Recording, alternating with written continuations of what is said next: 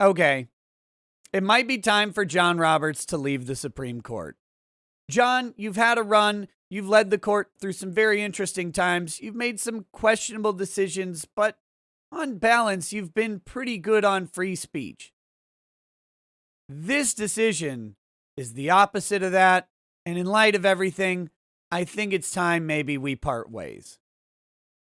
But that's my opinion. Why does that matter? It doesn't. But I'm Nick Rekieta of Rekieta Law, a small law firm in central Minnesota. I'm a lawyer and a legal and political commentator here on YouTube. If you like that type of stuff, hit the subscribe button and the notification bell so you don't miss anything.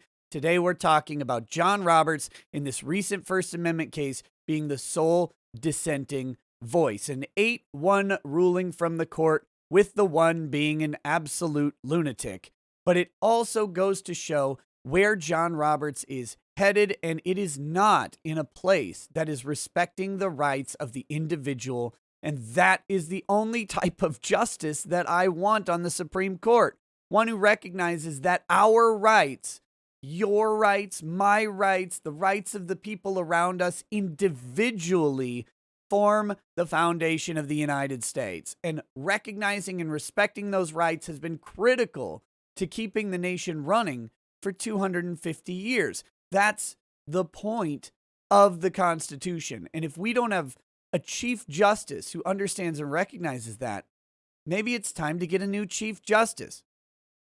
Not that I want Biden picking him, but I think it's going to take a little while to convince Roberts to get gone. Anyway, so let's take a look at this. This article is from CNN Politics. It'll be linked down in the description below. We're going to hit some of the hot spots. Also, I've got the opinion written by Clarence Thomas and, of course, Roberts' dissent. We're going to take a look at the first bit of that opinion just to get kind of a feel for what this case is about, because it's actually infuriating that this is a thing. And then that'll be linked down in the description below as well if you want to check them out, okay? So, Supreme Court over John Roberts' sole dissent rules in favor of student in First Amendment case. That's right. The Supreme Court, in an 8-1 decision, came down on the side of free speech. 8 justices, liberal, conservative alike, all shared one common understanding. This is a free speech issue, and the First Amendment's pretty flipping clear, and this is a pretty obvious violation of the First Amendment. Only John Roberts doesn't think the court needs to address this, and it shows, again, in light of several decisions lately, why I think his leadership needs to come to an end. The Supreme Court on Monday revived a lawsuit brought by a former student seeking to hold his state university accountable for violating his First Amendment rights when it barred him from speaking about his religion and distributing religious literature. Okay, so let's take a look at this opinion real quick. We're just going to read the first bit of this intro from Clarence, from the court. The petitioners are former students of Georgia Gwinnett College who wish to exercise their religion by sharing their faith on campus while enrolled there. In 2016, this guy whose name I can't pronounce talked with interested students and handed out religious literature on campus grounds. He stopped after a campus police officer informed him that campus policy prohibited distributing written religious materials outside areas designated for that purpose. I mean, to me, we're already in a place where speech is being far, far too restricted. Look, I can get it if you don't want people distributing religious materials during class, in a classroom. But on campus, generally, here, listen to this. A college official later explained that he could speak about his religion or distribute materials only in 2 designated speech areas on campus. This is not a private school. This is a state school. This is a state school. And even then, only after securing a permit. What? You need a permit at a state-run school to speak about religion, and you can do that only in 2 specific free speech zones. But wait, there's more. Campus policy at the time prohibited using the free speech zone to say anything that disturbs the peace or comfort of persons. It's not a free speech zone if it doesn't rankle people a little bit. It's not hard to permit speech that's happy. of course, their faith, which is not really being stated here, it is stated elsewhere. These are evangelical Christians.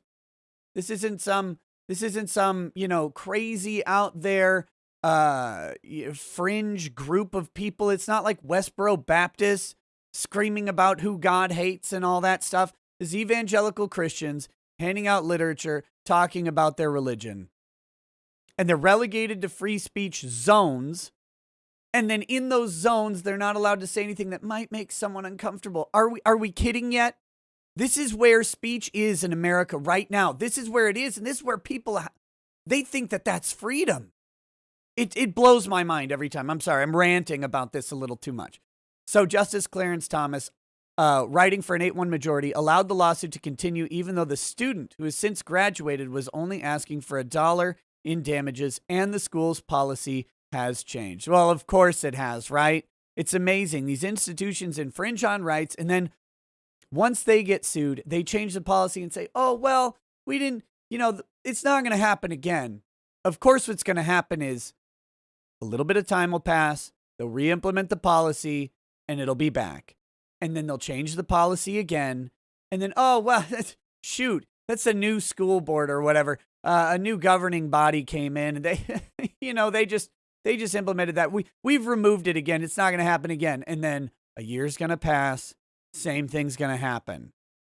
They'll wait for the student to cycle out, and they'll infringe the next person's right. This is a story of government over and over and over. We've seen it on the First and Second Amendment quite a bit recently. Saw it in that New York Second Amendment case where New York, once it got to the Supreme Court, suddenly had a change of heart about the policy they said they were definitely going to enforce. And they're like, whoa, we're not going to do it anymore.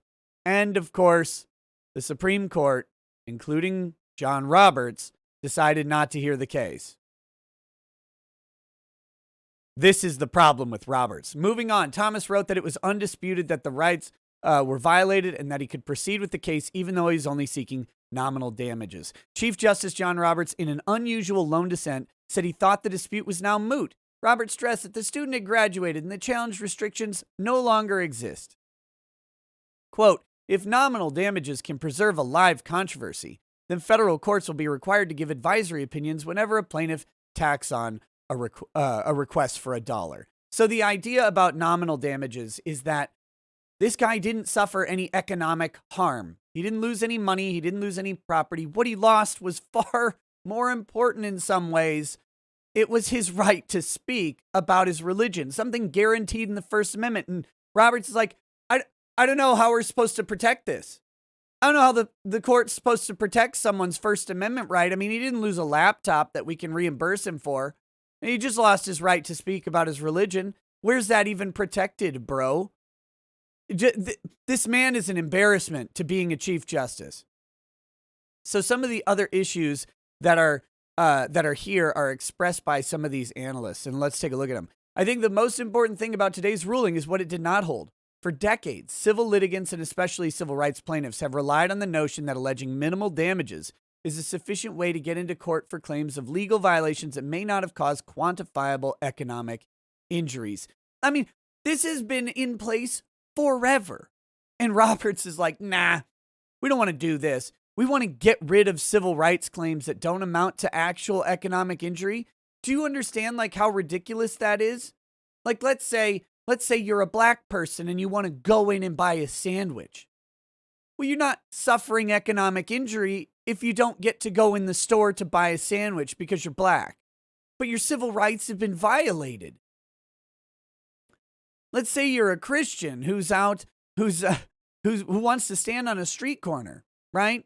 And you just want to talk about religion on a street corner or in a park or whatever. You want to calmly walk up to people or set up a little table and say, hey, let me just tell you about Jesus. And then someone comes by and says, nope, actually, you can't speak on public property about that. What economic harm have you suffered? None. But the government has restricted your freedom, your liberty to do that. And that's valuable. Just because there's not a quantifiable economic injury doesn't mean we shouldn't hear these cases. And the court has never thought that's true. The lower court's decision in this case, had it been affirmed, would have thrown that into serious jeopardy. but today's ruling reaffirms the viability of the approach and keeps courthouse doors open for those whose rights were violated in a way that may not have caused monetary harm. So here it says he's an evangelical Christian who was a student at Georgia Gwinnett College, was standing on a stool in a speech area at his school, talking about his religion and passing out religious literature. He'd followed the school's direction and reserved a spot designated by the school as a speech zone. Speech zones are offensive to the First Amendment. They're offensive to the basic notions of liberty, and I can't believe we're still stuck on this, but we are. Okay, so they sued in December 2016, claiming that the college's speech policies violated the First Amendment. So, here we go. The lawyer for these kids, these young men, I should say, says nominal damages provided a remedy in many contexts, addressing injuries that transcend price tags from unconstitutional searches and seizures to free exercise and due process violations to censors and compulsion of speech. The Trump Department of Justice was in support of her. And even the ACLU here says, when confronted with legal challenges to unconstitutional or illegal policies, governments also respond by changing those policies and then contend that the cases are moot. Of course they do.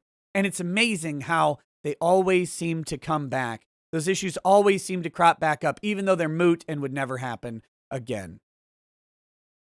But that's what's going on here. Roberts has gone off some insane legal theory that somehow a direct violation of the First Amendment rights, it doesn't matter because the school says they won't do it again and because the kids graduated.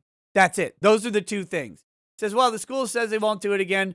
Kids graduated from the school, so it can't happen to them again. Oh, and $1, there's no economic injury here. So we should ignore this.